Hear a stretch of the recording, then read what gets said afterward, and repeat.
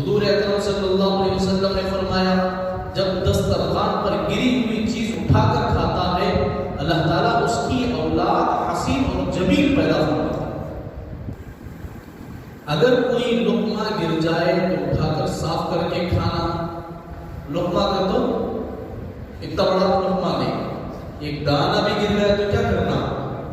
اٹھا کر صاف کر کے کھا لو۔ بعض روایتوں میں آتا اس کے اولاد بڑے فرما بردار بھی ہوتے ہیں، جو دسترخوان میں گرے ہوئے دانے کو اٹھا کر کھاتا ہے اس کے اولاد کیا ہوتے ہیں؟ خوبصورت بھی پیدا کرتے ہیں اور فرما بردار بھی، ماں باپ کے فرما بردار۔ اب کتنے جنے نا رو لگو رکھتے ہیں میرا بچہ برابر میں ہے، بولتے ہیں آپ لوگ یہ سنتوں میں عمل کرتے رہتے، یہ نوبت آتی تھی کیا؟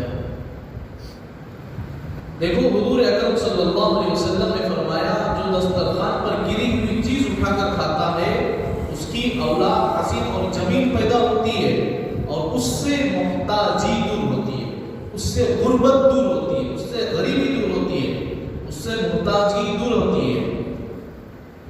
نیز امام غزالی رحمۃ اللہ علیہ نے فرمایا کھانے کے ریزوں کا چننا جنت کی حوروں کا مہر ہے۔